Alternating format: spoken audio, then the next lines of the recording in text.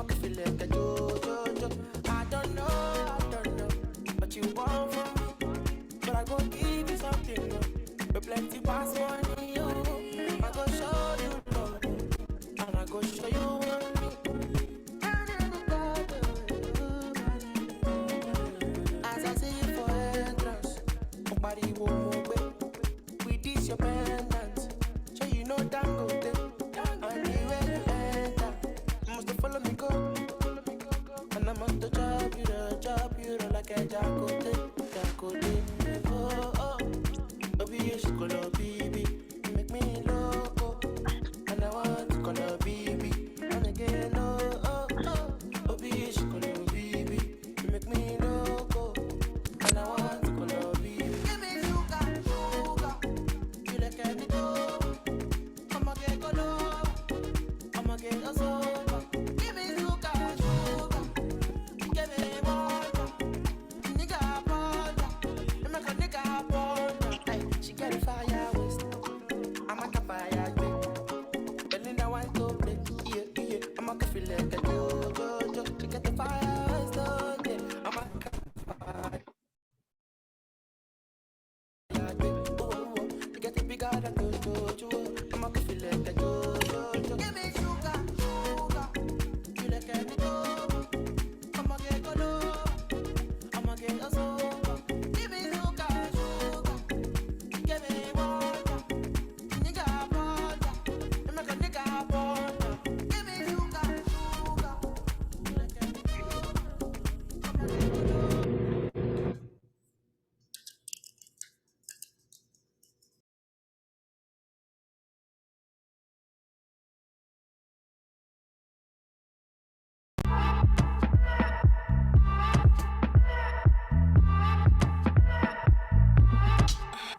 Daddy used to take me walking down the street. Daddy used to take my hand, say follow me. Daddy used to leave me back home all the time. I got big enough to run around, Daddy left me outside. He said find your way back. Big world, but you got it, baby. Find your way back. Don't let this life drive you crazy. Find your way back. Come back home, put the street lights on. Find your way back. Find your way back. Daddy used to tell me, look up at the stars. It's been a long time, but remember who you are. Circle the life, and one day I might not make it. Circle the life, and one day I might not make it. But you just gotta find your way back. Big world, but you got it, baby. Find your way back. Don't let this life drive you crazy. Find your way back. Come back home for the street lights on. Find your way back. Find your way back. Daddy used to teach me all my moves. Run around, have to tie my shoes. Itty bitty child with a smile like you. Wild child, look a lot like you. Daddy used to teach me all my tricks. Run around wide to get my fix. Daddy used to teach me all my plays. On a marathon, had to run my race. Find your way back. Big world, but you got it, baby. Find your way back. Don't let this life drive you crazy. Find your way back. Come back home for the street lights on. Find your way back. Find your way back. Yeah.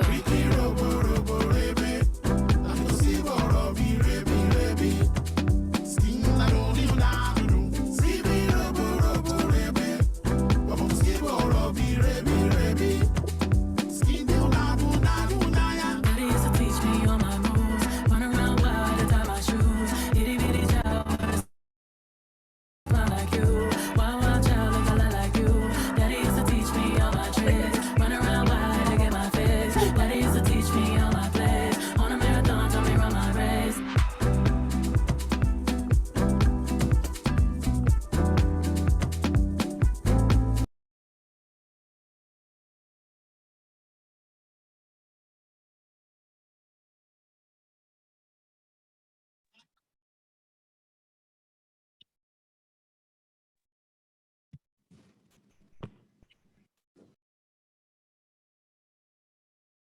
All the planets and stars in the world.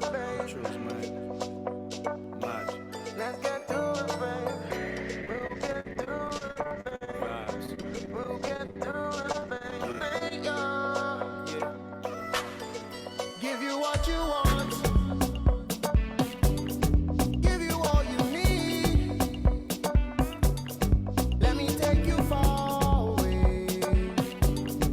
Let me set you free. Give you what you want. You want the maree lale, timba soon, timba G la ro. You're my moon and my sun all in one. Now they try to figure out where you from. They say time heals wounds. One hit from your lips and I'm high real soon. Hit me out to war, we go fly real soon. All the piff in this town never lie, reach you. She's my girl, for any move in my world, for many moons. For I kind of, I bend the rules. We out here, go spread the news. She look good, look edible. She cook good, my belly full. Behind closed doors, she's incredible. Behind those doors, Give you what you want. Oh, give you all you need. Let me take you far away. Let me set you free. I've been told the stars don't move. Give me time, girl, I'm moving for you. And I've been told these lies, baby, found it deep inside. I remember the truth. Your love is so divine, it's timeless, patient, coming back for you. It's all that's on my mind, I'm racing, pacing, running back to you. Yeah. See, the truth is, I got what you need, girl. I've been had it. I just wanna set you free. Just wanna set you free. Give you what you want. Oh, give you all you need. Everything. Let me take you far away. Let me set you free. Let it go. Give you what you want. Let it go. Give you all you need. Let me take you far Right, everybody, we are gonna go ahead and start it. Let me set you free.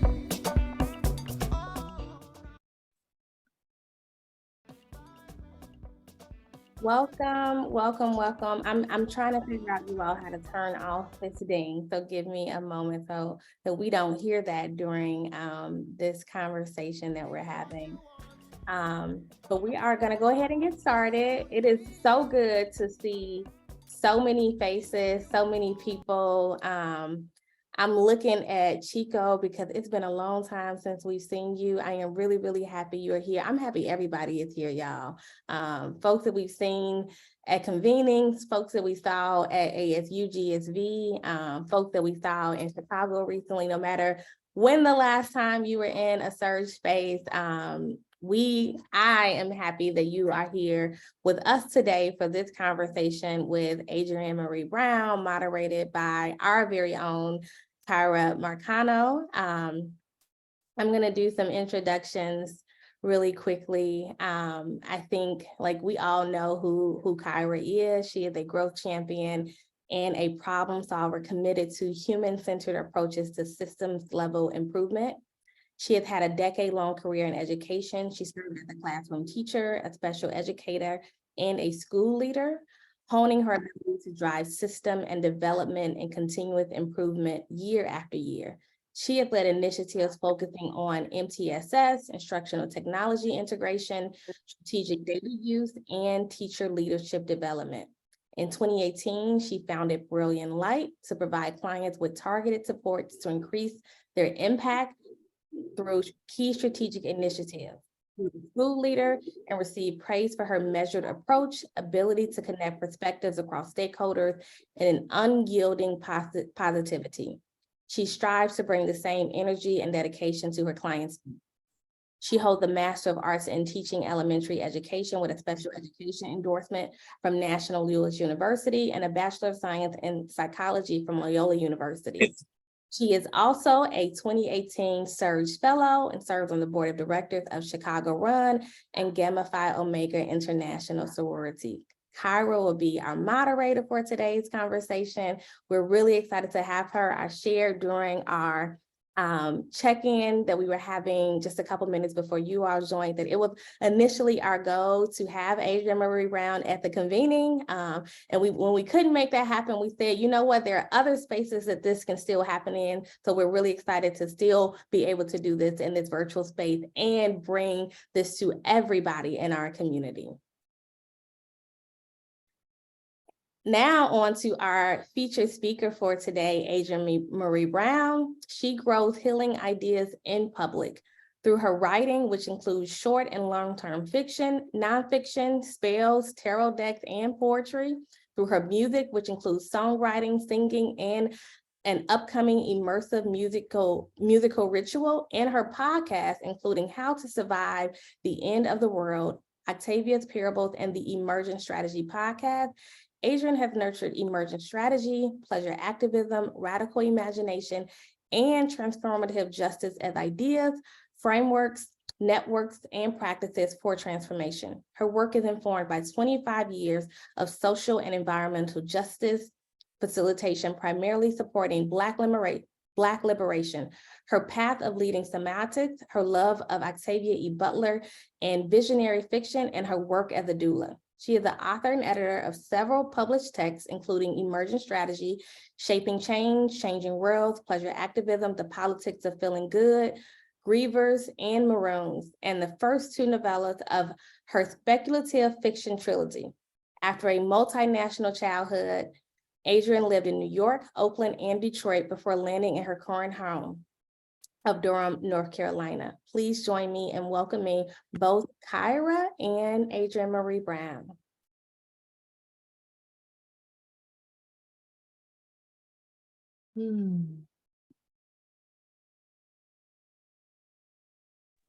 Thank you, Tiara.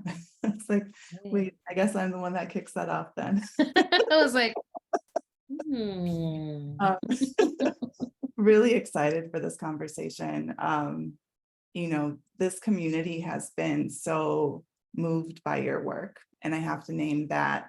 I have your books right next to me, but Emergent Strategy first came into my life through the Emergents, who I see some of them on this call, and they read parts of it. Yeah, there you go. hey, Emergence. Yes, had to give that shout out. They read it in the fellowship program, I believe, but it resonates so much. Like, oh my goodness, I can't even say how much. And I feel like for me personally, when I first read it, I was like, oh my God, like this is the language to all of this stuff I've had in my spirit that I've been afraid to like show up in physical spaces with, you know, out of fear of being too esoteric or too like out there. Yep. This is the world, like it's the world is emergent. I've been affirmed by your work, and I just, like this is a pinch me moment, and like we're twinning right now, and I love it. I know, we're very like, we're giving big sibling energy. Yeah, thank you. And so with all of that being said, it's been a long time since, Emergent Strategy has been published. It's like a very long time. given what we've all experienced in the last 3-4 years and all of that. Yeah. And so how do you see and like think about the elements right now? Like, do you feel called to a particular element? And then if you were to add anything today, what might that be? I love that. Well, first of all, thank y'all so much for finding a way to still have me come be here. Thank you for thinking about me. Thanks for reading the work and like letting it touch you in whatever ways it has. You know, I often think that my job is like a kind of weaving and gathering and hearing. And so it always makes me happy when folks are like, yeah, like it resonated with something that was already in me. I'm like, yes, you know, like, because all we're trying to do is like kind of bring us out from the dark or bring us out from the hiding places to be like, no, this is a legit worldview. And it's actually how the whole world actually works. And I'm like, if flat earthers can have space, then real worlders can also have space. Like, this is how the world is. In terms, well, I think I'll start with what I would add, which is, I feel like the section on interdependence, I think I would have added more on just straight up collaboration and like what does it actually look like to collaborate well? What are the limitations of collaboration? When do you know it's the right kind of project or kind of space to be in a collaboration and not? I think I would have created a principle around like how you, and maybe I still will, maybe this will be the next printing, but I feel like I would have created something that's just like how to be both soft and direct, right? Like being a good collaborator to me is like, I'm being direct, I'm doing my part, I'm clear on my needs, that kind of thing. But I'm also really soft at the edges and soft about the how, because the how is going to emerge from the whole. And so that's something I think I would add. And, you know, there's certain places where I spoke about the creature, but not the environment as much, that I feel like I'm so into ants and I'm so obsessed with bumblebees and stuff like this, but I'm actually like really like ant hills and like spider webs, like wasp nests. Those structures are really interesting to me as we're thinking about like, what are the new structures that we need to imagine and be able to live into. I had a moment last year where I was going through, I was like, I need boundaries, like so seriously. And immediately I was like, universe, help me out. Like I need some boundaries. And immediately these wasps started building a nest on my front, right in front of my front door. Right. Oh my And God, everyone was like, you got to take them down. You can't, they're in your bathroom. Yeah. And I won't take it down. Exactly. So I was like, I'm not taking this down. Everybody's like, but you have to, they're going to kill you. And I was like, they're here to protect me and to show me how to protect myself and what collective protection looks like. And also they're seasonal, right? So it was like, they're going to be here for this summer while I need them and while I really need this boundary here. And I could sense their benevolence towards me. Like they were just, it was so chill. And then when the winter came, they died out, they moved along, you know, they did their ritual.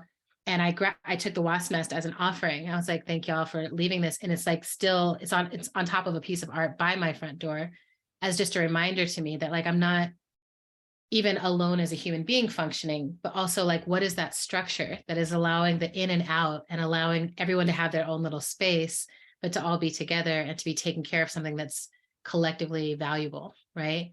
I'm like, y'all are so freaking brilliant. And it's just biological, like you were designed to be this way. And I think maybe that would also be something I would add is just a piece on design. It's like so much of what we're talking about is the universe and we were designed so impeccably towards survival and towards survival in this place.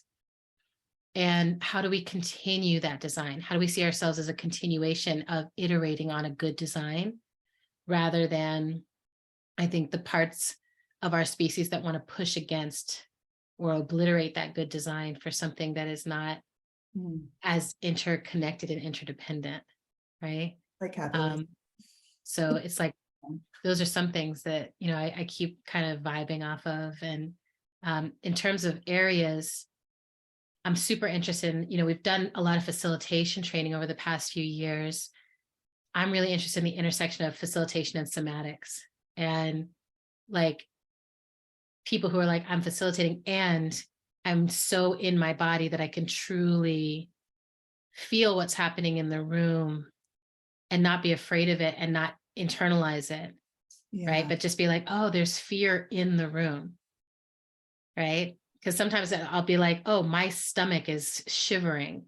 And I'm like, why is my stomach shivering? Or why is my chin shaking? Or like, what's happening? And through somatic process, I've learned like there's fear in the room. It might be in me, it might not be in me, but it's here. Yeah. And that gives you such a like literal Jedi superpower as a facilitator, because you're like, hold up, wait a minute.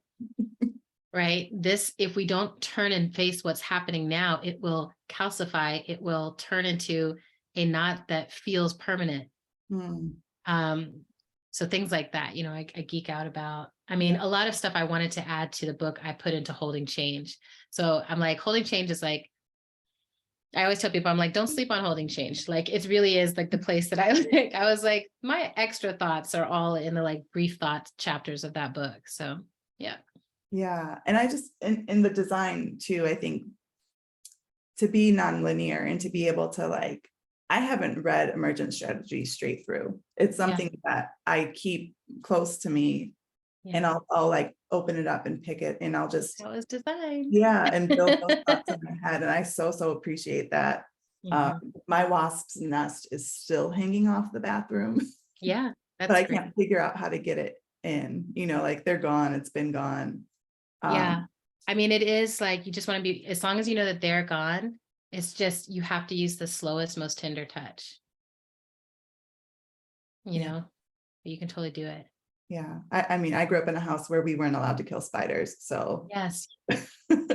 Come through. I'm like, they're helpful too. yeah. I always laugh at people who I'm like, so you're scared of bugs and you don't recognize that spiders are your biggest ally because they will literally just eat them all and catch them. Come on, y'all. They're trying to help you. They are. Maybe they'll get lost and walk into your mouth sometimes. So like, it's not personal.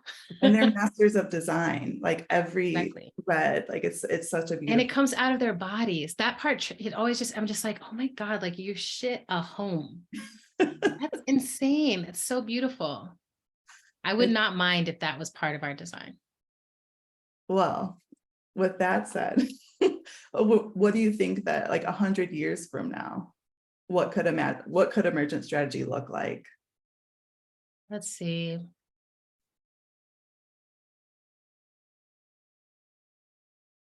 I think one of the biggest things that would shift would be that we would be in actual direct merge with certain things on Earth. So for instance, for me, I think about mushrooms a lot and how right now there's mushrooms and then there's us.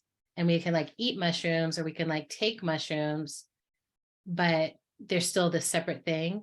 And I'm like, in 100 years, I can imagine that we would have become something that is hybrid with mushrooms, where it's like we figured out how to, for me, this is a very selfish thing because I have arthritis in my knees, which means that I have almost no cartilage left in my knees. And I'm like, mushrooms are this like incredible regenerative resource, fungi, that spongy fungi. And like, how cool would it be if I could somehow get that in my knees? So it was just constantly growing in there and then wearing down as I walked and, you know, growing, right? But there's things like that I'm like, I think being able to say we've broken down this idea that being human means not being of nature. And instead we're like, how do we, you know, in the same way people are like, oh, I'm becoming a cyborg. I'm like, I want to become a nature borg. Like I want to become something where it's like, you know, bees' wings are like plugged into me in some way that helps me keep keep bugs away from my face or whatever it is, you know. Opposite of AI. The opposite of AI, like in eye or whatever, right? And I also think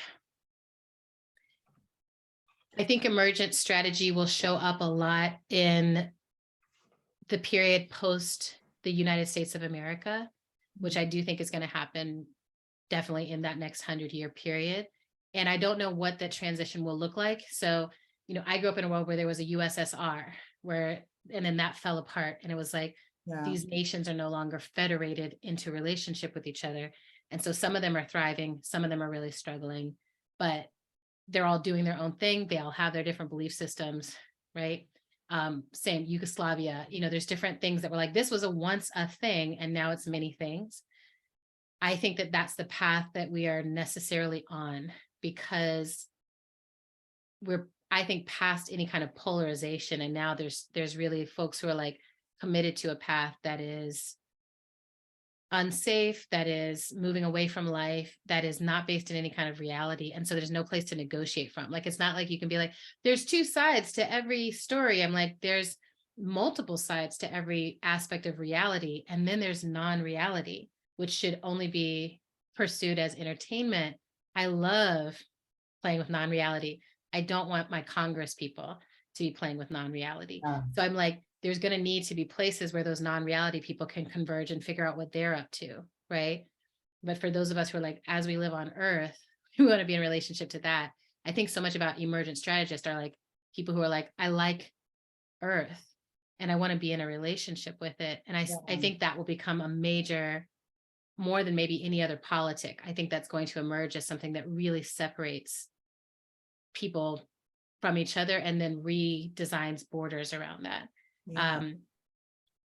I also think emergent strategists are going to be helpful as economies shift and fall apart, because I think we've already seen this, going through COVID and looking at like who was generating mutual aid with their folks and making sure that like everyone could make it through and that everyone had masks and everyone had access to the vaccine that they could get. And like, I mean, like for me, I'm like, we did so much organizing and it came so naturally to us to be like, there's a squad and we are taking care of each other.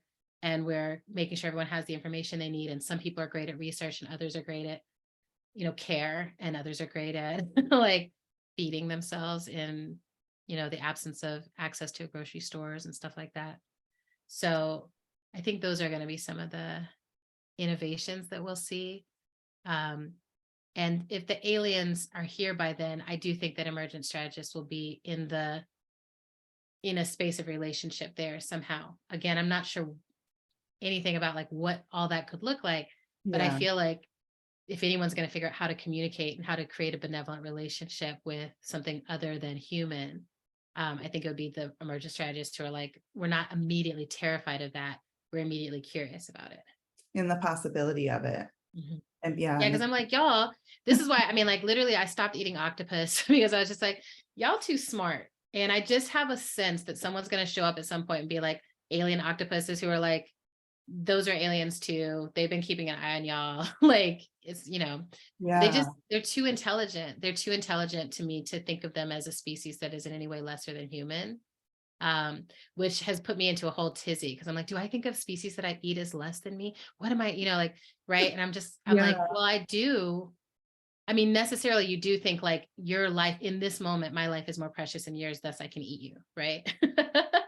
But we try not to think about it because we have to eat, right? Like, right. I mean, and also like in the design of all things, there is a design for us to consume each other. Like the design is for us all to be consuming each other all the time. But then, I think that's the place where I was like, I think if anything, octopus are supposed to be consuming me. So stay out of the ocean. Yeah. Now I'm like rethinking all my octopus eating. Yeah, or dating me. I don't know. I just feel like also I would be down probably to date an octopus, but they don't live very long. So I don't know if y'all, did you see The Little Mermaid? I haven't seen the new one yet. So I'll just say this, I don't think it's a spoiler in any way because it's exactly the old Little Mermaid, but Ursula's tentacles made me jealous. Like I was like, I can't believe I'm out here with 2 legs and not 8 tentacles that have brains inside them. And the way she moves around, I was just like, I'm ready for that. That's the stuff we could be doing if we were in a different. I mean, they're just like reaching for stuff and being like, is it this one? Is it that? I'm like, oh my God. Yes, I was thinking about that book too, My Teacher, the Octopus. And there's another octopus book too. I think it's more of a children's book, or a young adult that someone's recommended. There's so many good ones. I have a whole bunch here too. This one is really good. Other Minds. Yeah. The Octopus, the Sea, and the Deep Origins of Consciousness. Pretty good. Oh, we could all like I want the book list from the chat too. Like I think we can make that happen. And the emergent strategy you mentioned, like holding change being all of like the extra thoughts.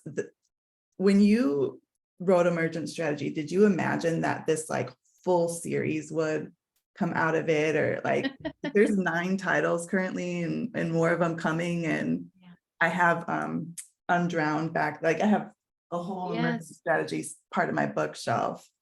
I mean, I don't think I had a sense that it was going to be a whole series when I was writing the book. And I think this is true mostly. I think when you write your first book, you're just like, I'm writing a book, like that's such a big endeavor in and of itself. But then as soon as I was done with it, I was like, I liked that. Like, I like writing a book. And when I did pleasure activism, it was like, I started realizing I think in books, I was like, oh, finally, there's like, that's the format that gives me enough room to feel like I can explore an idea fully and explore it not just as myself, but in relationship to other people, like And like for pleasure activism, I was like, oh, I can just invite people to bring in what I need, you know. And then at a certain point, once those books were out, then I started to get this kind of hunger for a bookshelf where I was like, what would a bookshelf of emergent strategy and pleasure activism and radical imagination, like what would that bookshelf look like for now? Because all the folks that I was referencing were from 20 and 40 years ago that they were really writing their text. So I'm like, how do we make this a time where what's happening, especially inside of movement, is a focus on pleasure and connectivity and interdependence and trust building and finding ways to be accountable that are non-punitive. Like that is a very exciting bookshelf to me. That's something that I'm like, I think regardless of the forms of our nation states, that bookshelf is going to be relevant for a long time. And it's in a river, you know, I'm like that bookshelf, it's like the ancestors of that bookshelf would be on a bookshelf together. And then this bookshelf exists. And then hopefully that produces libraries, right? Of people who are writing and thinking and feeling into this other way that the world could be. I will say I always, you know, I think about the kitchen table press. I think about like the practice that Black women have had of being like, hey, we need to carve out a room for ourselves and a space for ourselves, so that we're not centering someone else's narrative and then trying to respond or react to that, but actually starting from our own stories and our own thoughts and our own hypotheses and getting to be in a field where we're growing and testing and playing with those things. And then what has happened, you know, is like, then white folks and men and other folks are like, hey, I also resonate with that, right? And so this decentering, rearranging of interest and who's the teacher and who could be the leader, all that happens because we put those ideas out and folks had a way to turn and look, you know. I don't think everyone needs to write a book. I will say that. I think everyone has a book inside of them. They could write it, or they could live it. They could sing it. They could teach in a way that is a book and someone else will write about them. I think right now we're in this weird phase where people think in order to become a successful adult of anything, I have to write a book that is a tell-all memoir about my saddest moments. And I'm like, you don't. You absolutely do not have to do that. So I'm also trying to hold the line of like, what are books that don't require us to just like lay it all on the line and tell our personal stories over and over and over again, but actually allow us to harvest from the compost. Like we do need some of those. I love a good biography. I love a good memoir, but I get really aroused by the idea of like, okay, there's composting energy inside of you. All the hard shit that happened to you is now growing into something brilliant and beautiful and connective. So yeah, I'm interested in continuing that path. That's, I'm like, I have so many thoughts swirling around in my head. Tell me one of them. Well, I'm working with a visibility coach right now. I just started working with her like 2 weeks ago, and really unpacking like my own fear of visibility and like putting my thoughts and ideas and like words out there and the parts of my story that are private, but could be really helpful to other people who've experienced similar things. So when you said that, I thought about like, oh man, I have homework. I have a journal prompt that I'm supposed to be writing. Yes, good. But she's very gracious and has given me time in this moment. So the writing will come. Yeah, it'll come. It'll come. That's the distinction I make. You know, when I do writing workshops, I'm always like, if you're a writer, the writing will come. All you have to do is make space for it. And even if you don't, the writing will come. And if you're not a writer, you're going to be carving it out every step of the way. And if it's painful and if it's hard, then there's other ways that are totally legitimate ways to express. Yeah. And that's totally fine. Like, I hate to see people writing who don't like it. So I'm like, it's fucking awesome. Like, I love it. Leave it for the people who really love it and want to do it. I'm just always like, give me more time. My nibbling right now just turned 13 and she's a novelist already. And she just literally sits at her computer, like every holiday, she's just over there like, you know, and I'm like, what are you doing? What are you writing? She's like, I'm doing a fan thing about Harry Potter and Percy Jackson and I'm like, what are you writing? And she's like, the parts that are not in there, like all the parts that are not in there that I need to see. It's more interesting to her than anything we could put on the television.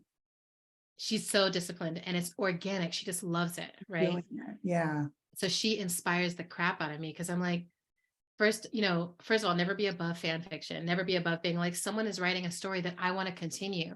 In so many ways, Emergent Strategy is also my nonfiction continuation from Octavia Butler's work, right? Is being like, okay, you said all these things in your fiction that lead to a conclusion outside of that fictional realm, or lead to a set of conclusions, right? I'm like, write stuff, but whatever it is you're creating, find the pleasure, find the thing that is like, this brings me pleasure to do it. And that pleasure, if it's big enough, it makes room for all the things that need to come through your expression, which is like, I write and I fucking love it. And so I can write about my friend who just passed away, or I can write about, the way I feel about the way we're treating the earth and the way it feels to see all these pictures out of New York and be like, that's what's coming. That's what is, and that's what's coming. I'm like, I can write about that inside a container of like, I love this form of expression and it allows me to feel all that I need to feel. It is that the connection to feeling. I feel like sometimes when I'm not writing, it's because I'm avoiding the actual thing that I need to feel. That's right. I mean, like, this is how songwriting entered my life, because I kept being like, I'm not going to deal with certain things. And so then it would just start to come out when I was singing and humming and like not paying attention. I would just be like, washing the dishes, like, I fucking hate the way you treat me. I'm like, what? Like, I guess I need to quit my job. Right. Yeah. Well, that's interesting too, because like the form of pleasure activism as a text is a curation. It's like a beautiful gathering of everyone coming together. And I listened to the podcast of you and your sister, which I just like early on from like 3 years ago. And I love it. I love you and your sister working together. I think that's beautiful. As somebody with 4 sisters, it's just like that interconnectedness is so present with you all. And hearing her talking about her mom, her story about like being a mom and weaving that, getting that into the book because you were like, this is the deadline. Yes. The very sister thing. Yeah, we always laugh because she's just like, the way you create makes no sense to me. And I'm like, I would say the same. You have 3 whole people that you produce from your body that you have to serve nonstop. That's amazing. That's much harder than anything that I've tried to do. Absolutely. I'm like, when I finish my book, I put it out and I'm like, don't call. Except for when we call and we say, can we talk about your book? Yeah. I mean, we have laughed about that because there was a moment when I had an ectopic pregnancy in 2015. And I went through this moment after where I got very rigid and hard. And I was like, a book is not a baby. Stop saying that, because people would always be like, oh, this is your baby out in the world or whatever. And I'm like, no, it's not. Because now I know it, like I went through this whole thing. And now I'm back to being like, no, but it is also like, it is something that like is planted, it gestates inside of you. And there's a process of making, and then that process is complete. And it goes out into the world and people do what they do with it, including misunderstanding it, right? Including, or trying to wear it, like a garment, or all kinds of stuff that happens with it. And you just have to be like, oh yeah, I'm not in charge of that anymore. Like I can speak to what my intentions were. I've heard the same about parenting though, as watching so many people big time. I was listening to a podcast today. I think it's Ross Gay on We Can Do Hard Things. And he was saying how, being a parent is like you birth someone that then you have to allow them to become a stranger to you. That's what a good parent is doing, is being like, I have to allow that I don't know you and I'm not going to know everything about you always.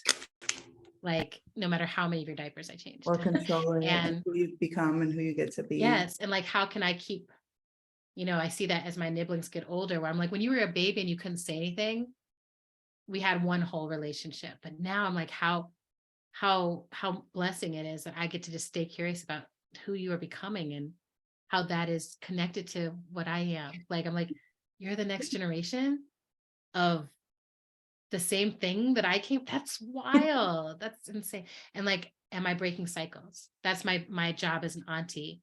I've just begun this real journey in like, how do I look at my relationship with food in a way that breaks the cycle of multiple generations of disordered eating and thinking about food.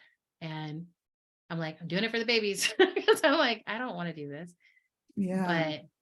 but I can see that it's needed because I can see that it's Yes. already impacting them. I have 8 nibblings. Aren't they best? God, I just took off to put this shirt on, somebody's auntie t-shirt, and there's 8 of them, and I take it very seriously. The responsibility that I have specifically as a child-free auntie Yes. in the position I'm in. Same. I'm just like, Um, my job is to indulge you. I And will show keep you you how to honest. indulge I will show you the ways. safely.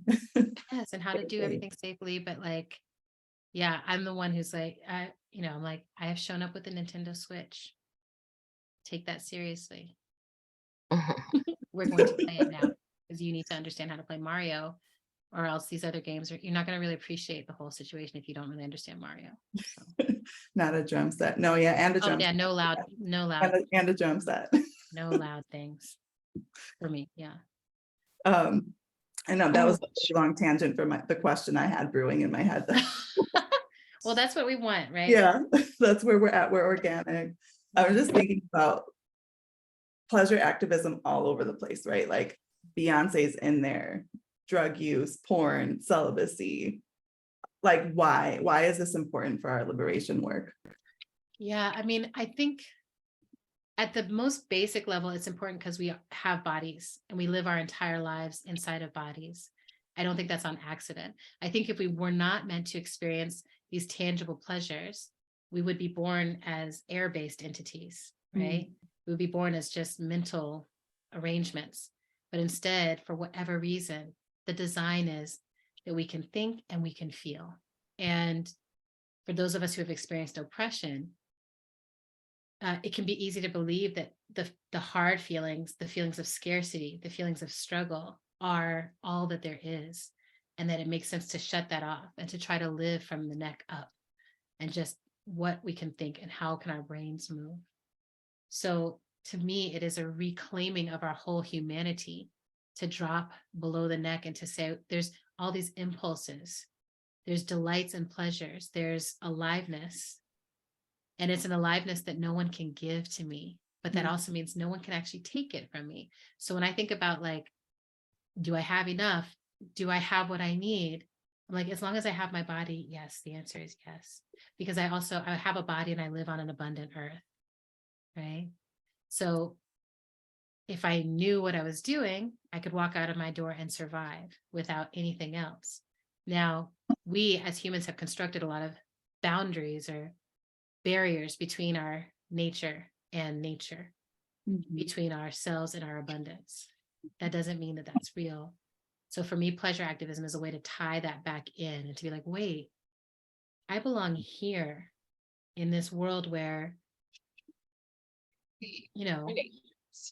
I'm wired for pleasure. I was given all these body parts that really feel great.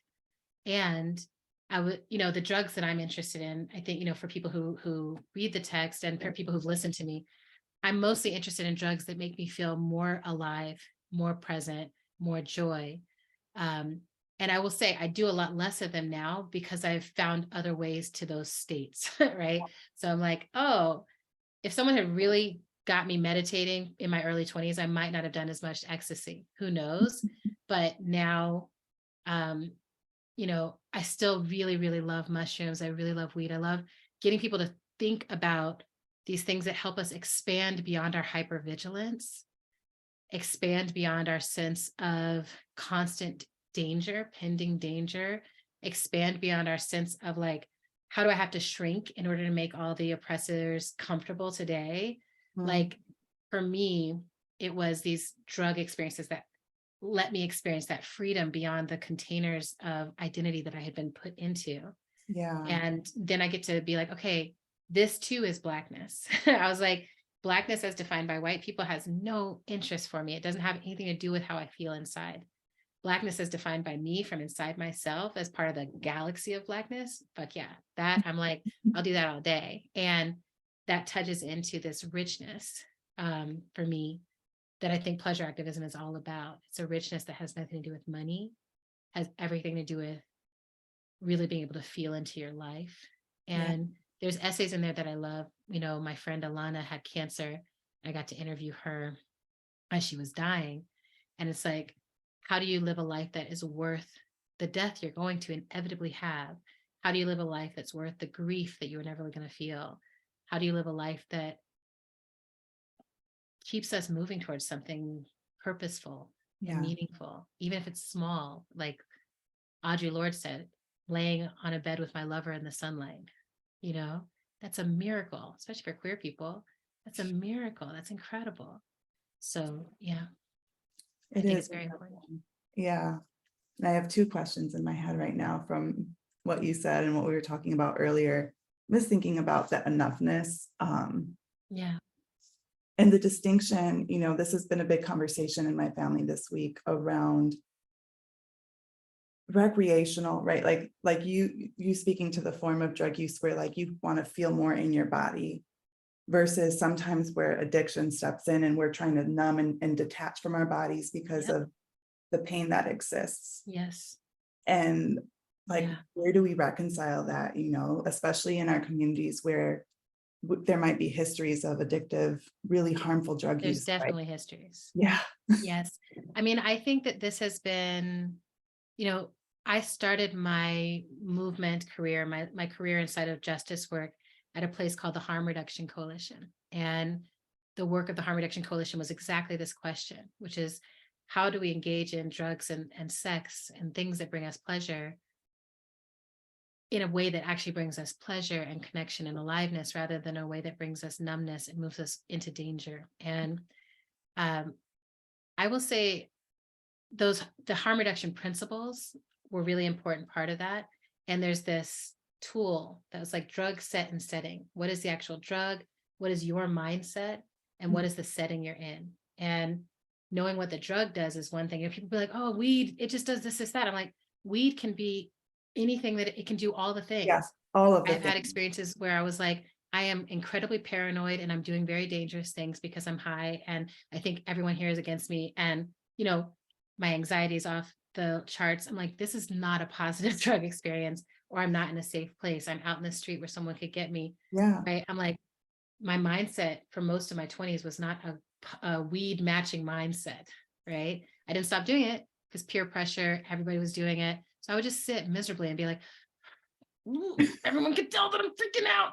I mean, I talk to people all the time who are like, yep, that was how I experienced weed too. But we were all just like not knowing how to use the drug, overdosing on the drug together, because also weed is one that I think you can way overdo it. You can. Especially now I see kids where I'm like, they're buying edible packs where I'm like, one tiny quarter of that thing is the equivalent of what I used to smoke if I was taking 4 bong rips. Like the level of high that people are getting right now, I'm like, it's hard for me to believe that that has nothing to do with numbness. I've experienced. And I know about numbness, and I know about wanting to escape. So I think a lot of it is like, can we have honest conversations about what our mindset is and what is the setting in which we're doing the thing? This is why the idea of clean syringe exchange places and needle places, and just this is maybe another one of my emergent strategy 100-year dreams, is like that people can feel like there are safe places to do whatever is needed. Because that is totally doable, right? You can create a space where people can sit and be high and not be in harm. And for some reason, we're so terrified of that possibility, right? Yeah. I think the other thing that I want to say about this,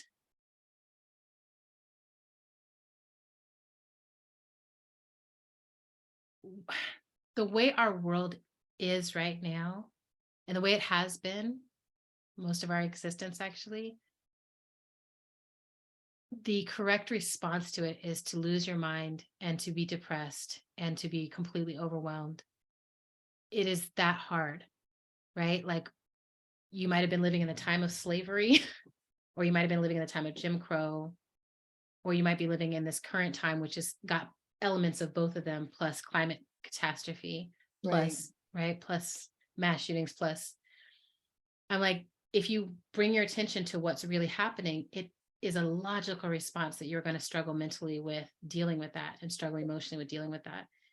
So for me, I'm like, I never judge anyone who's like, I need to escape this. I'm like, no, of course, it's fucking bullshit. Justice, for me, doing justice work is one of the ways that I attend to that part of me that's like, I don't know how to handle this world. I'm like, Yeah. well, I try to make it better. I try every single day. I also am like, get high often, and it helps, right? It helps me to remember that pleasure is also available in the same concurrent miserable moment. And it helps my body sometimes to relax so that I'm not in physical pain as well as emotional and mental pain. And we're growing a culture of therapy. We're growing a culture of mental support. We're growing a culture of somatic body work. We're growing cultures of mindfulness practices. We are growing cultures of tools and technologies that both help us deal with this world and shift ourselves enough so that the collective can shift. But that takes time, and it takes access, and it takes all these things. So I think for me, I don't know if that answers a question like this or that, but I think really being like, we are having the right response to a very hard world. And some of us can override it in ways that are more socially acceptable than others. So I think stay in touch with your compassion and let go of judgment. And then try to see if you can still reach the person, Yeah. And if you can help them, help them. Like, I had a family member who was addicted to crack most of her adult life.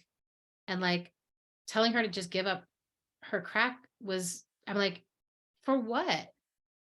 Why would she do that? Yeah. Everything is hard that she's having to deal with. And that is something that gives her peace.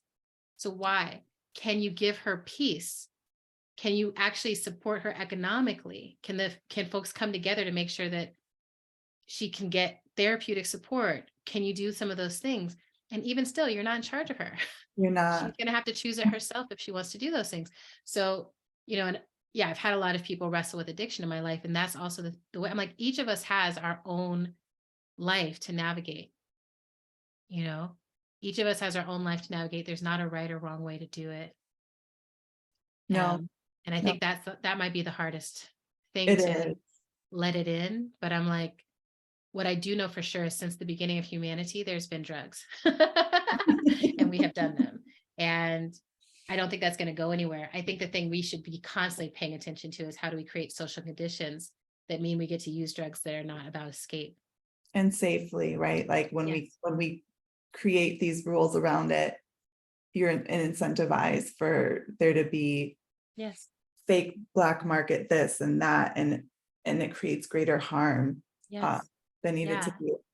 I'm like, there's no regulation. I remember I lived in New York and there was a massive crackdown on ecstasy at a time when I was using it regularly.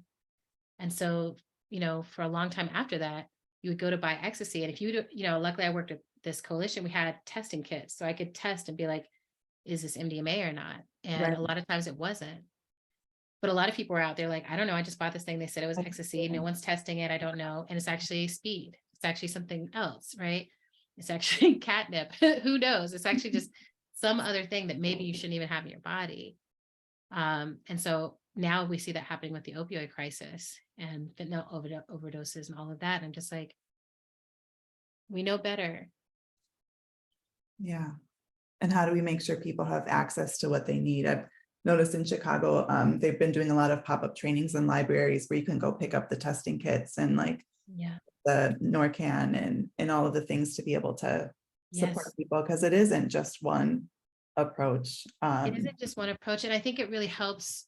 I will say this, that if you know that you have active drug users in your space, it does help to, instead of trying to get that person to just stop, it really helps to say like, how can we support you, period, right? Like what would it look like for you to feel safe and supported?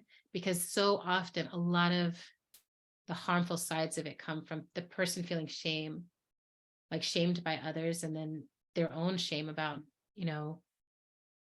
being like, I can't do it without this right now. That's a hard place to be. If that's where you are, it's a really hard place to be. And we can, I'm like, there's just nothing in us that needs to add to that weight on that side. Yeah. Ooh. And I'm like thinking about too that connection then of like, this week I've definitely been experiencing the grief cycle. in a lot of ways. And I'm really proud of myself in that. So I just found, this is like, people have laughed at me. I just found out that like, I've been smoking some weed since I was like 13, taught by my brother, and that should lead to its own conclusions. But like, I honestly thought that I was supposed to like keep going in the rotation until I physically felt high. Yes. Yes. I mean, of course. Because How like, would you know otherwise? right? Like, why wouldn't you? And so I've been practicing now, like, what does it mean to stop sooner? How can I function differently if I stop sooner? How can I stay awake if I stop sooner? I mean, I have had, so I will tell you this, the first time I went to Amsterdam as an adult, I went as a kid, but as an adult, I went to Amsterdam, and, you know, I'd had this, I was like, weed, and then, but then sometimes there'd be like a great moment or a great experience. So I was like, wait, I just cleaned my whole house and it was fun. This was amazing. Like, what happened? So we get to Amsterdam and I was talking to the bud tender there, me and my then partner. And as I was like, this is the kind of high I like, and this is the kind I don't like. And he was like, okay, you like indica hybrid with a touch of sativa. That's what you like. That's what you need. That's what you're explaining to me. What you don't like is a full sativa, blah, blah. And I was like, oh, that's a thing you can know. He set me so right. Right. And so since then, I've just been like this boutique gourmet weed person who's just like, I need it like this. I need indica. And if you don't know what it is, I'm not going to have it. Right. And like, you can buy edibles that say what they are. And I'm like, that's what I need. Cause I know if I have that, I'm going to write you a brilliant book. If I don't have that, I'm not going to write anything. Right. And I'm going to be sitting in my house, I'm still going to be being very creative, but not towards anything positive as an outcome. That's my nice way of speaking about anxiety and paranoia, right? Yeah, no, it's real. Being very creative in a negative direction. It is. And I've, my mother's very like, I've never seen her like smoke or drink or anything, but this week I was able to give her a 20-to-1 CBD to THC, and she like willingly took it. Yes. And so it's just such an interesting thing. It's like as we're learning more, as things are coming out, as you know that there's different options, that you don't have to feel a certain way. Exactly. That's how it is. And that was just my long segue into like, can we just openly talk about the intersection of pleasure activism and grief, and the many forms of grief that are present for folks right now, I know, in our community especially. I mean, in some ways, I think a lot of pleasure activism is all about grief, in that it's all about being alive and, well, in many ways, doing things that could cost us our lives, doing things that when we are experiencing loss, we turn to, and doing things that make us feel alive. So I was laughing because trying to think if I can share this with y'all. A friend of mine recently passed away, and the day that he passed away, I was heading to do an event with another friend, and it was a book release. And we found out that our friend was gone, and we're together, like we would never have been together in that moment, but we found out together in that moment, like, holy shit. And within an hour, she had told a joke that made me cry, laugh, right? Even though we were still in the impossible zone where we were like, this can't be true. But we already had to laugh together because first of all, our friend was fucking hilarious, and life is hilarious. And like trying to navigate weird stuff, like being a normal person moving through the world, where you think that there's a big, clear, shining light around you that says, I am grieving and I've just experienced an impossible loss, but there's not. So people are still running into you and being like, hold that elevator. And like, you're like, we're not normal right now. We're grieving. But it's like, grief is normal. Grief is everywhere. And then when we all gathered, one of the first things that happened was someone started cooking. And it was just like, oh yeah. Like when I think about every memorial, every funeral, every like moment after I've lost someone, it's been a moment of storytelling. It's been a moment of laughter. It's been a moment of cooking for each other and feeding each other and like care through food. We know that like in those moments of grief, we have to turn towards pleasure, towards those things that can give us some small contentment. So I think that's one thing. I also think that for me, when I'm in a grieving period, my need for orgasm and explicit pleasure goes way up. It's like, in some way, the only way I can fully release all that needs to come out of me is by engaging those releases explicitly and intentionally. So and I know that may not be the same for everyone, but I'm like, try it. It actually helps. A lot of times when I orgasm, I will cry or I will laugh, or like, for me, it's a way to be like, hey, body, what needs to move out? Like, I don't always sexualize it even in that way. I'm just like, this is the way my body was designed to release big emotion and big feeling. So I offer that to people a lot too. And then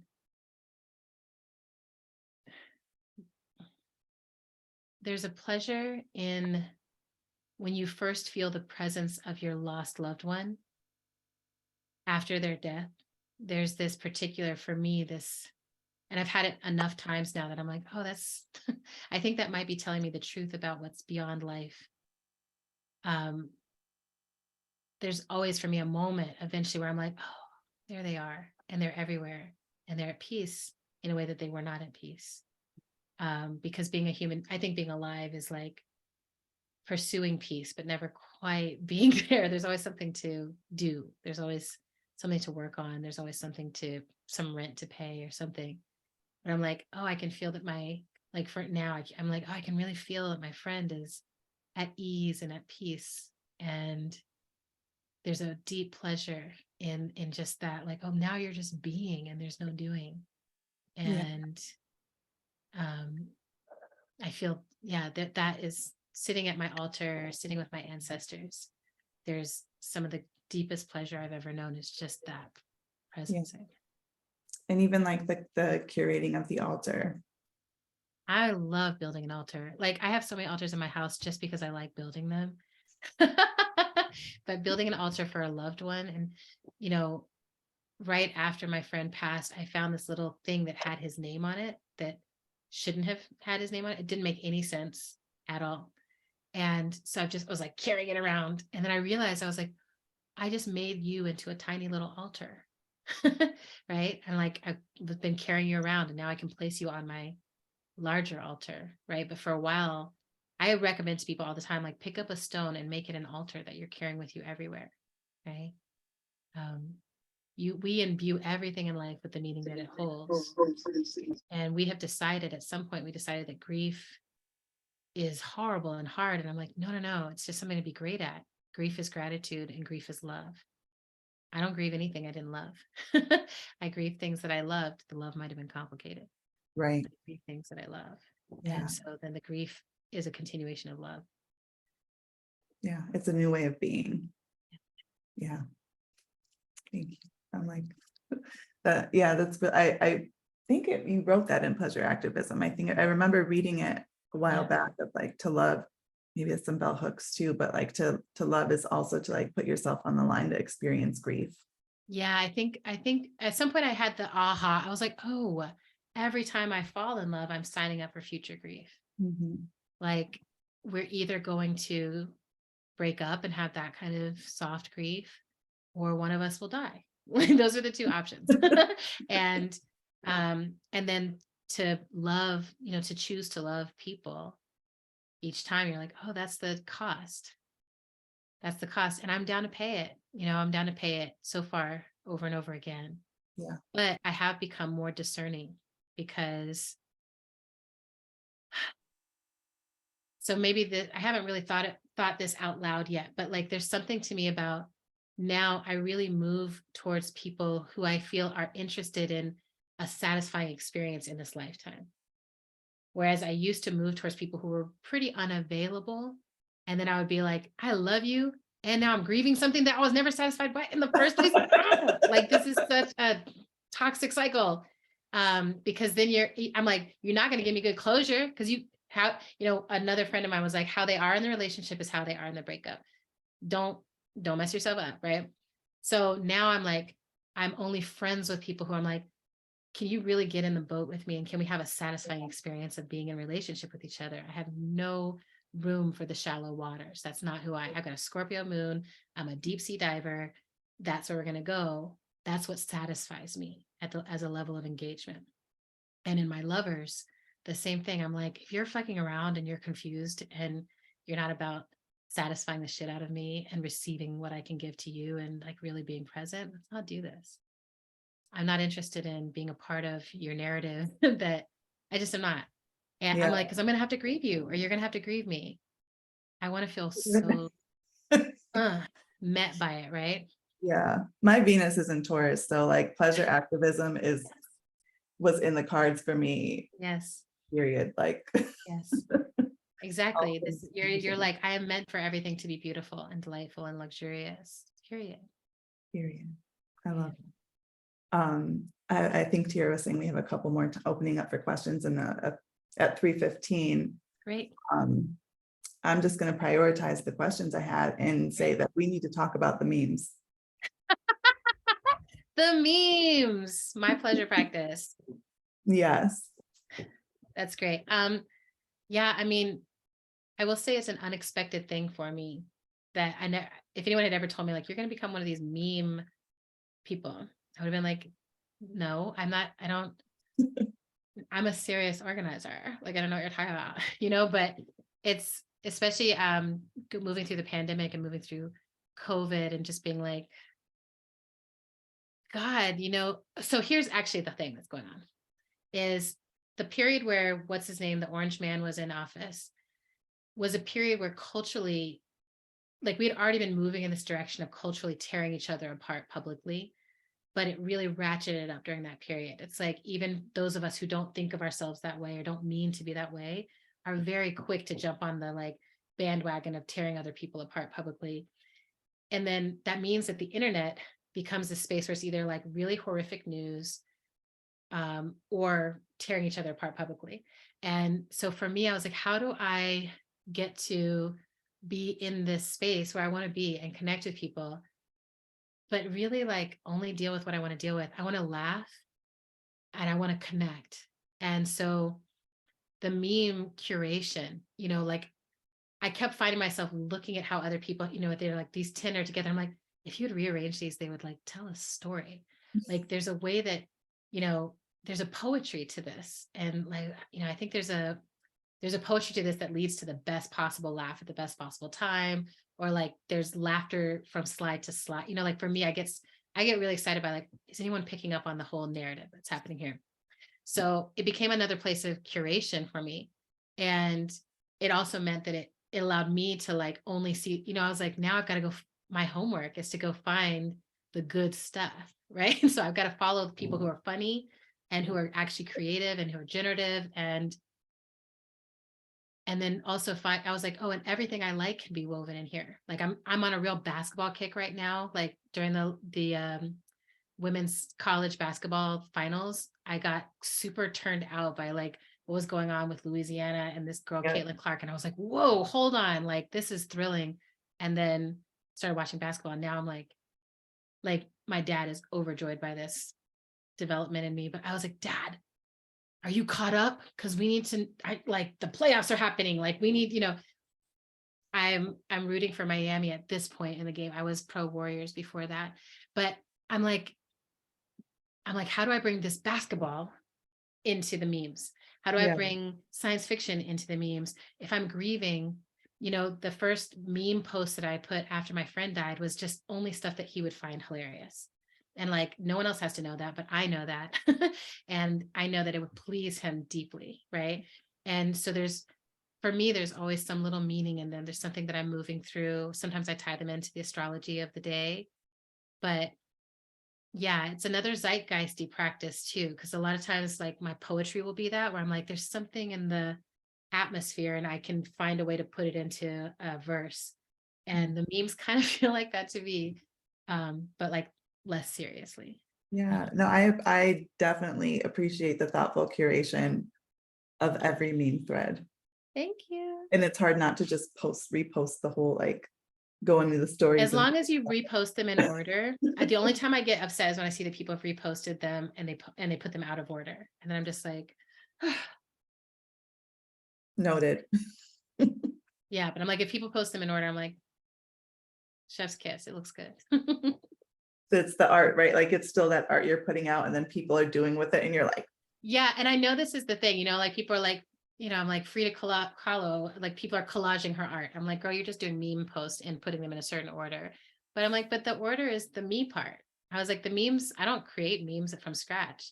So the order is what I'm adding to it. Right. yeah. So yeah, it's fun, but it's also nice now because like people tag me and stuff and send me stuff. So when I go onto Instagram, like it's just a smorgasbord of delights for me. Like I very rarely have to deal with stuff that I'm like, ew.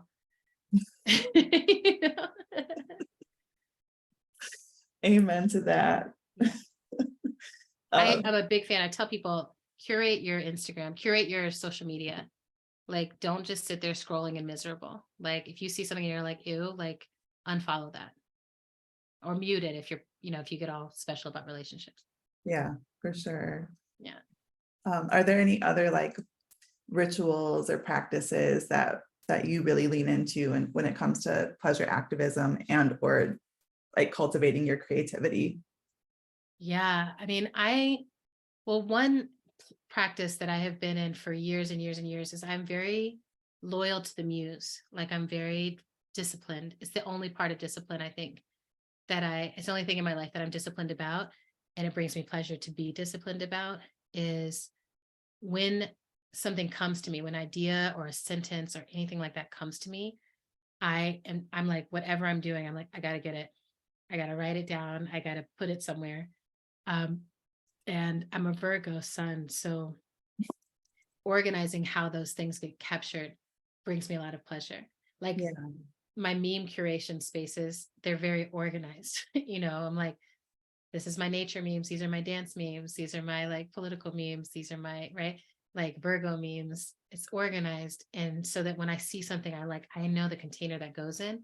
I'm the same way with my projects. Like right now I'm working on 3 different book projects and finalizing this tarot deck and working on this musical project. And it was like, I think there's a way I could be like, that's too overwhelming. But for me, it's not, because I'm like, no, each of them is just a container for the ongoing flood of creative things that are moving through. So right now it's cool because I'm like, I have the right containers so that everything that comes through has a place to land. And that brings me a lot of pleasure. So that my work becomes a really pleasurable experience. Like I'm like, oh, I get to spend all of my days doing stuff I love with people I really respect and love. And I'm creating containers for myself to exist, right? Which I think is a part of the reclamation of ourselves from oppression, is being like, I am creating containers where my whole self can exist, right? I co-create those with others because my whole self is a relational being. So the more you do that, the more you will find that the world fits you. There's room for you, right? And then I'm a big bath person. And almost every day I spend some time in the bath. I've gotten into writing in the bath. So I have like a tray that I can put over the bath and sit and like write in there. And the whole thing just feels so extravagant to me. Like will make it a bubble bath. I put Epsom salts up in there. It's just like a whole scene, right? And something about it is so like cinematic to me that I'm like, I just feel like Eartha Kitt would be proud of me. And I feel like Nina Simone would just be like, yes, I love what you've done with the place.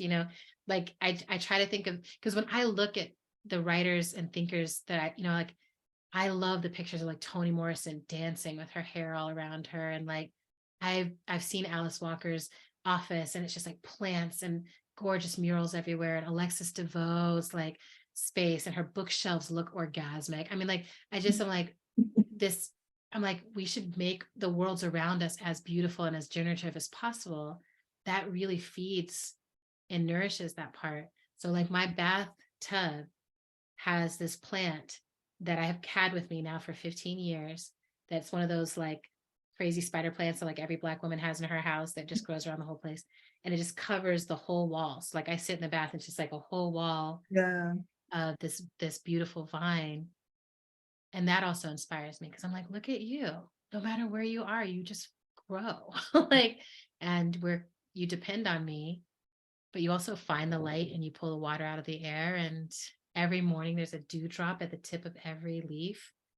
That's Mm. so cool. So I love to go in there early morning, and I like to write early in the morning, and I like to write like kind of post dinner, you know. So those are like, yeah, my pleasure practices. I'm also a big tarot reader still.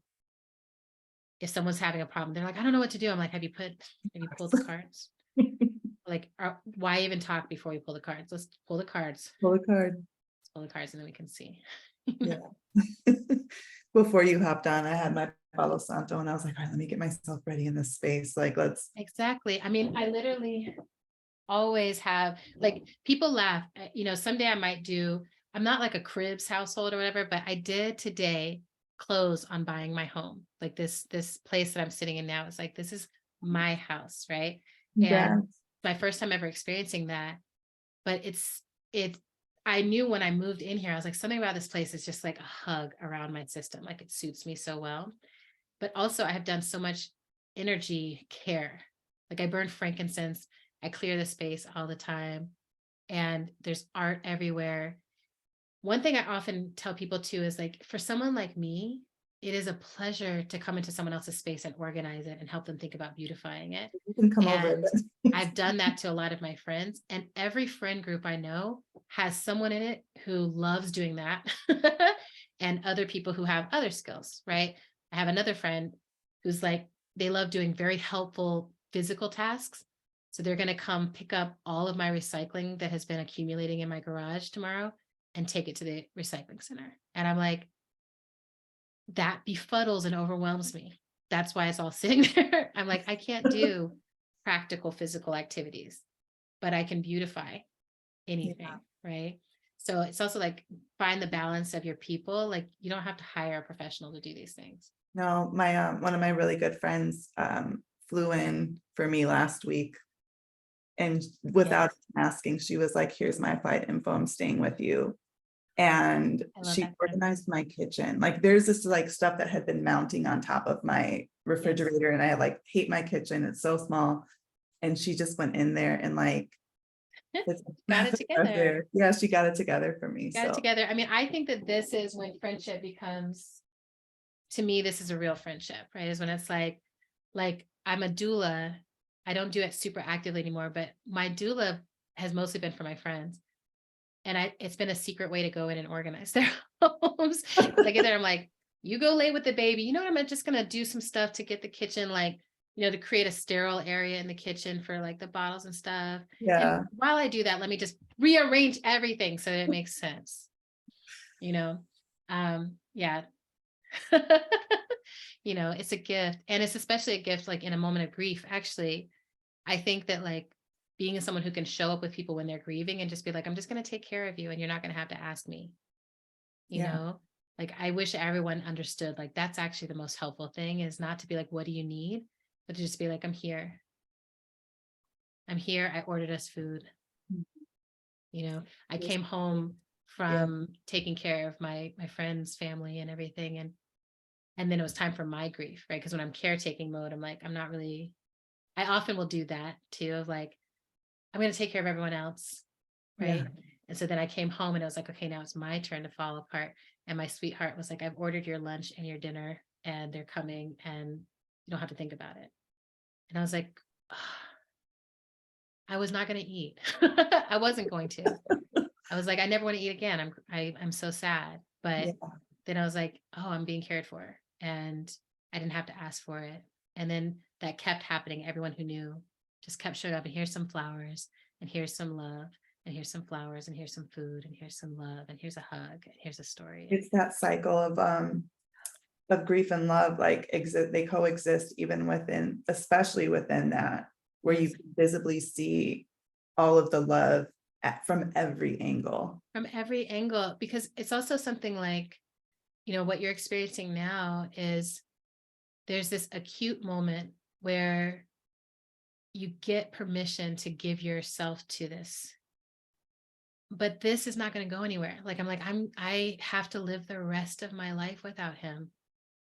I didn't sign up for that, and I'm not pleased. And, Yeah. and so in this period, it helps so much to just be like really held and just be like, yeah, just let me feel that. Right. And the waves of that will pass. Like now I'm 6 weeks into it. So now it's like, okay, I still don't feel pleased about this, but I accept it. I accept that it's true. And then I know from other grief I've experienced that like in a year, I'll be in another phase with it. And it won't be something that's with me in every single day, every single moment. And I'm not happy about that either. Right. Because a part of me that's like, I want to stay in this place because he's with me so much right now. But we keep cycling and we keep going. And Grace Lee Boggs was my mentor. She lived to be 100 years old and 100 days old. And one of the things that she told me is like, everyone's with you. She's like, I've lost so many people, but I've not lost anyone. You know, they just stay with you. And so one day you look around and you're the only one left, if you're lucky, and they're all with you. Yeah. That's so beautiful. That's Yeah. so beautiful. I'm getting a message that we only have time for a couple questions. Oh, right. Sorry. I was like, you tried to tell me. I'm not. Yeah. It's okay. It's okay. So I'm going to invite folks to come off mute and ask them directly. Great. I see a hand. I see Denmark Diaz. Hi, Denmark Diaz. Hello, Adrienne. It's a pleasure to meet you. You wrote in We Will Not Cancel Us, the tools of swift and predatory justice feel good to use, familiar, groove in the hand, easily from repeated use and training, briefly satisfying, but these tools are often blunt and senseless. I go back to that part frequently, even though it rattled me in a good way. I nearly threw the book out the window because it informs so much of what we do and need to do in our justice work. Yeah. And I'm wondering from your point of view, because I believe that abolition and transformative justice are not only visions, they're also practices that we can practice now. Yeah. Every day. Have to. How do we protect the time so that we can practice that in the spaces where we're in our political homes, with each other, in our relationships, knowing that COINTELPRO is present in any space that we navigate so that we can actualize these practices in relationships? Yeah, this is a great question. And I'll say the briefest answer I have is to like literally institutionalize it as processes, right? So that it's like it as you're forming your groups or whenever you realize like we need a process around grievances that allows us to take the time to process stuff. Here's a process, right? And like and it doesn't have to be hard, because I think one of the things that blocks people sometimes is like, we have to come up with a process. It's going to take us a year to do that. I'm like, no, it's not. We're going to say when someone has a grievance, they address it directly. If it doesn't feel like it can be resolved directly, we bring it to a supervisor to support us and to mediate. If we don't have in-house mediators, this happens. And just being like, these are the 3 steps, right? This is what happens. And then the key is to actually do it. So a lot of people have great policies on paper, but they don't actually practice them. So it can be very uncomfortable, especially the first couple of rounds. But I find that when people go through and they're like, oh, it actually works to have mediation. It actually worked. And now we're all still able to be here.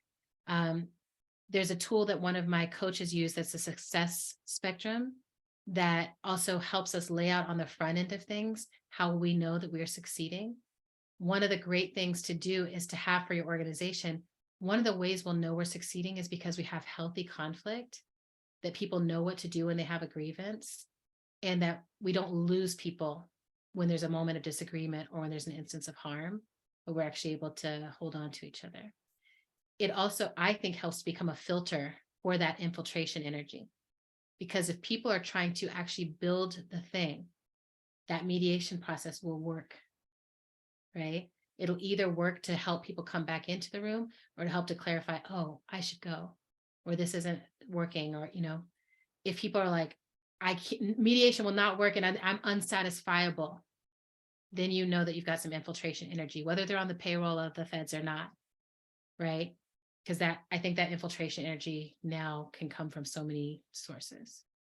So Thank you. thank you. All right, Ava. Ava. Hi. Hi, Hi. Adrienne. Hi, Kyra. Thanks for hosting. I'm Ava. My question actually is going to go back maybe 40 or so minutes. I have been thinking a lot about the difference between feeling our feelings and releasing our feelings, and finding that I'm having such a struggle with that, like in my actual embodied experience. I'm very good at thinking about it and talking about it, but I cannot distinguish for myself what it feels like in my body. And how does my body know? Or is that even a thing, to have your body know? So there's like this weird, like my intellect won't chill the fuck out. I love this. You feel me? The question? I Okay. totally feel you. And I feel you as a recovering think feeler, right? Like I spent most of my life being like, I can clearly observe that people feel sadness, and I can tell that sadness could be in me too. This is what I'm talking about getting below the neck. So 2 things I'll say to you. One is your body knows a ton, and each part of it knows a different million things. So one of the things that I do to help tangibly is bring my hand to a different part of my body. Like my period just started today, so I can really feel like there's cramping in my belly. But if I bring my hand down there and put my hands and cup my belly, and I'm just like, what else do I feel? I'm like, oh, the beginnings of hunger.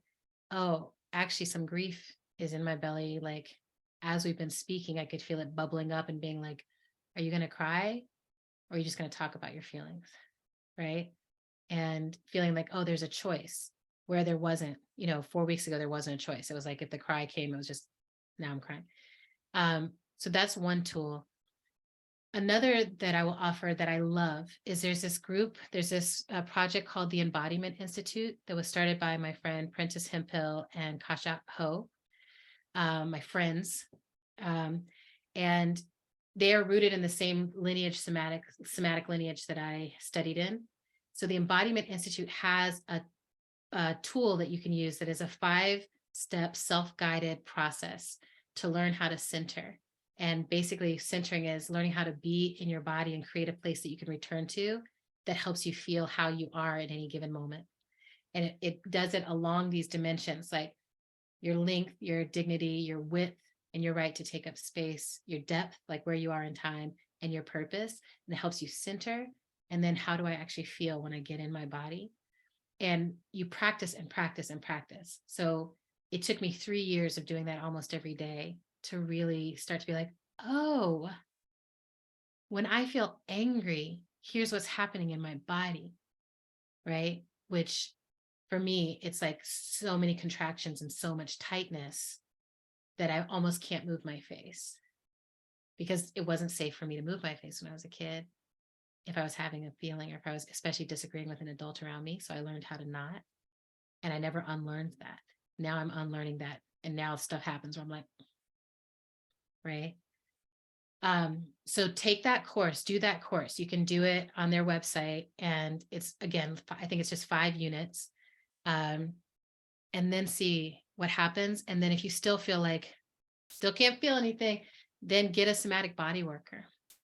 So there's all these people now in the country who've been trained in somatic body work and somatic therapy that might be listed that way.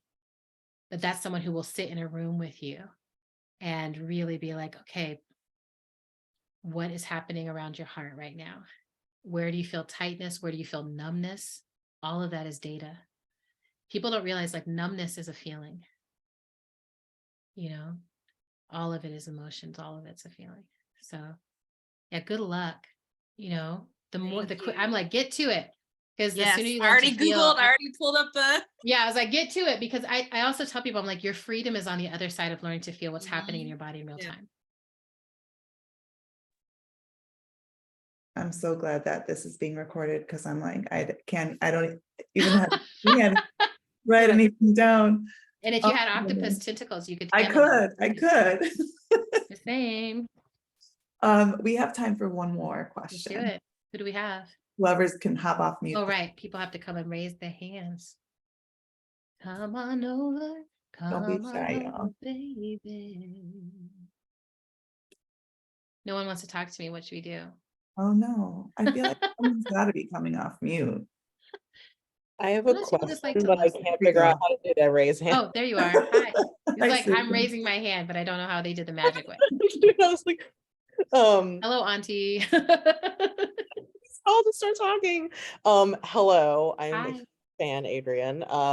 Especially as a fellow Octavia Butler lover. That's what I wrote my thesis on, You Lilith's see Brood. my Yes. Octavia I shrine? was enjoying, so this is sort of a half formulated question, but it's something that I'm sort of, I feel like to me, you're such a model of looking at something like speculative fiction, looking at things like Octavia Butler and really helping people grasp how important imagination and radical imagination is. And so as a fellow writer, sci-fi, fantasy geek, I guess I'm asking for like more guidance in that, and like what kind of like brought you to that place where you felt, Yeah.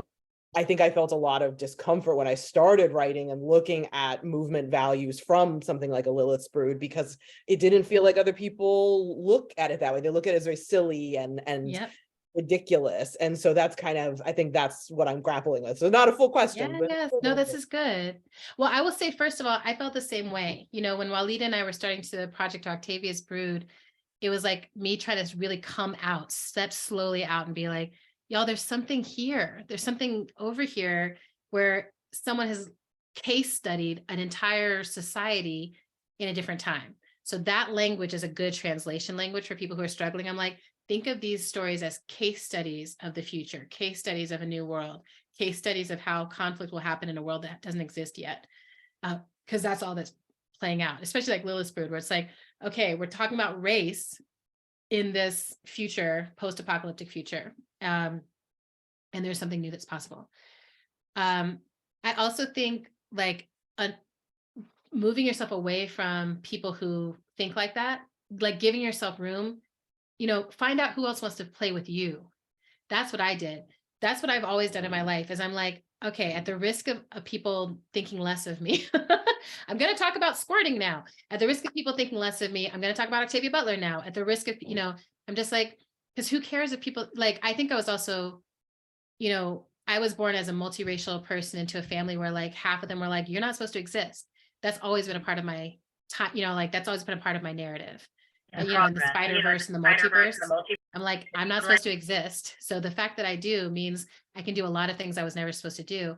And I think that's true of all of us, right? Somewhere in your narrative, you weren't supposed to exist, but you do. You know, if we're queer people, if we're trans people, if we're Black and brown people, like you try to genocide us, we are here. You try to erase us, we are here. You try to take policy to make us not exist, we still exist. And we get to do whatever we want with our existence, including build new worlds and take them seriously. Read the things that turn us on and find out what is it that's turning us on. Like I couldn't stop reading Octavia. And I realized what turned me on was that she was not scared to tackle the real things that were going on from an imaginative place.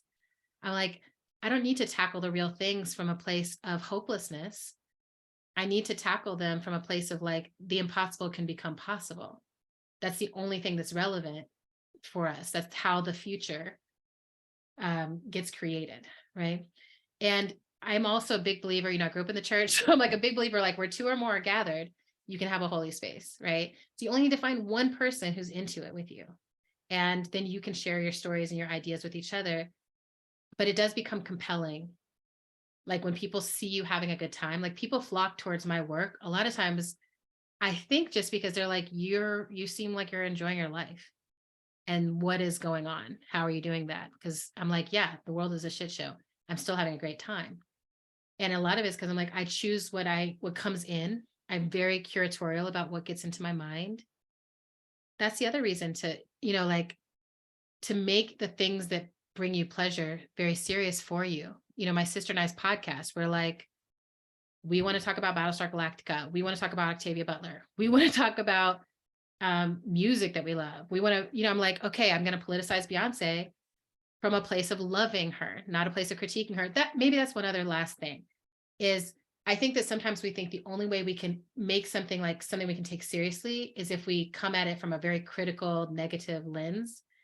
And I'm like, there's a lot of other ways to be with something. Like I can talk very seriously about why it brings me joy and pleasure and how I see myself in it and how I see what that person is advancing through their work. And where I see the, I'm like, is Beyonce inside of capitalism? Deeply, right?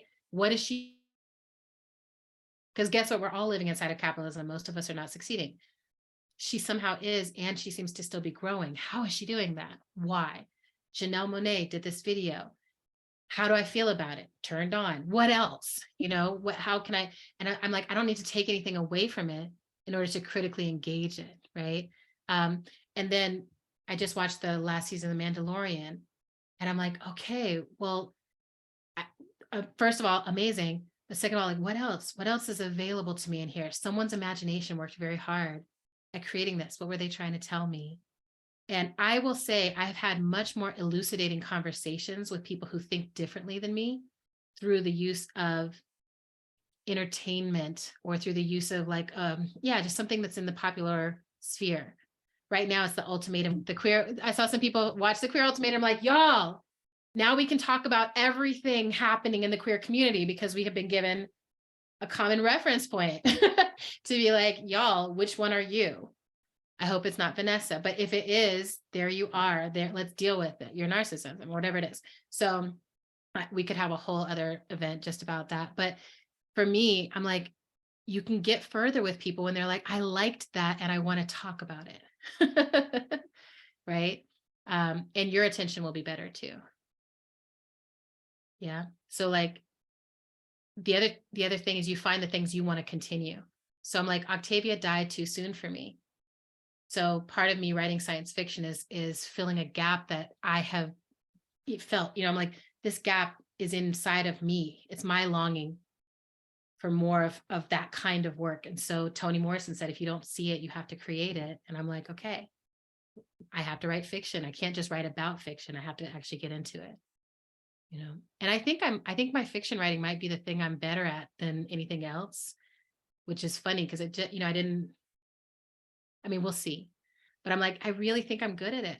Like I really love doing it, but I'm like, oh, it doesn't take me a lot to do. I could do this all the time, So that's also a thing. If it's something like that for you, I think pay attention to that. Because I think sometimes in movement space, we're like, I have to do what I'm obligated to do.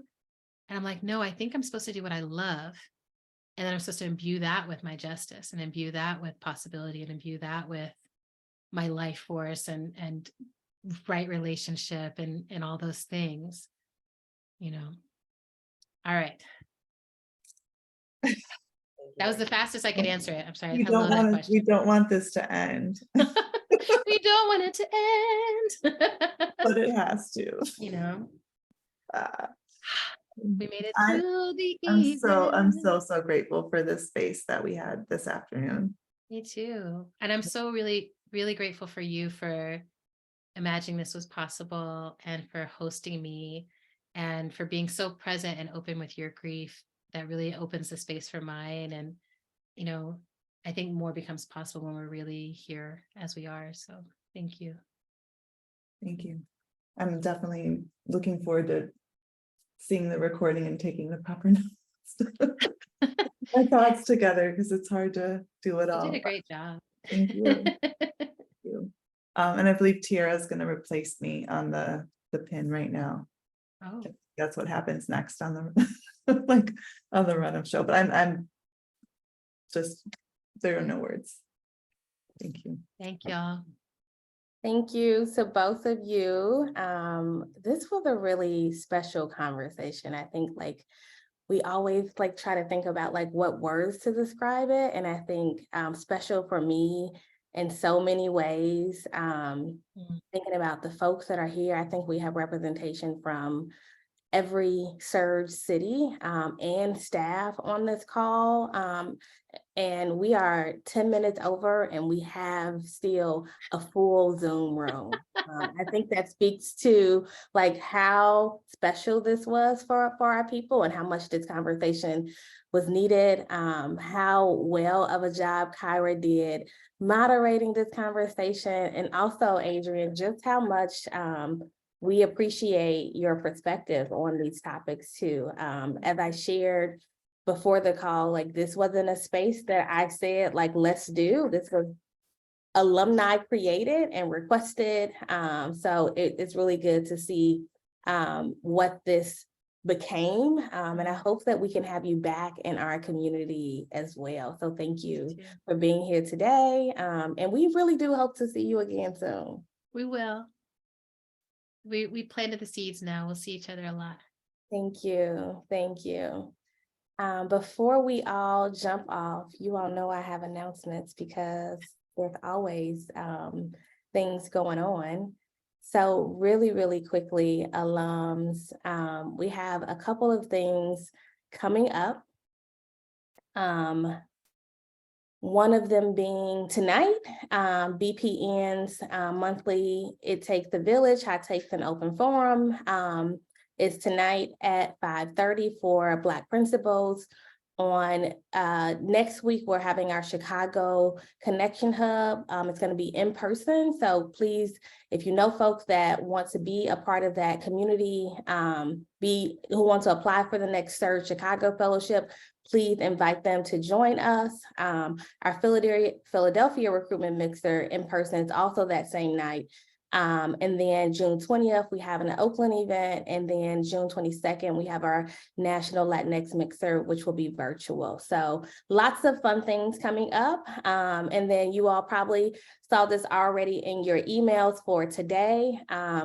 The annual alumni survey launched today as well. So if you haven't already completed it, carve out time. It'll be open for a few weeks. It takes about 30 minutes. And we really want to hone in on a lot of things related to programming, but also how it is that you want to create the Surge alumni space, both for yourself, but also everyone else in our community. So you'll see a number of new questions about that topic, and then also see follow-up around us co-creating what we want our alumni experience to be, both locally in our city, but nationally when we come together for things like this, we come together for conferences and convenings and other activities as well. So those are my announcements for today. I'm just filled up today. Thank you all for carving out time in your schedules to join us.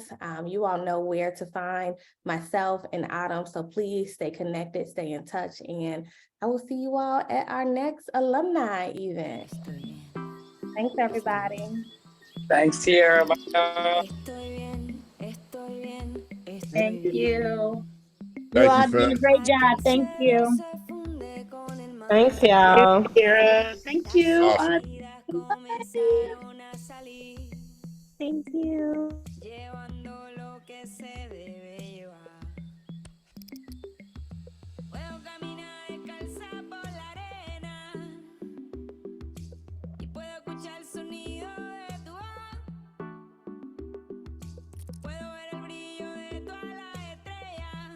All right, everybody, have a good rest of your day. Love you, Kyra. Love you guys. Thank you.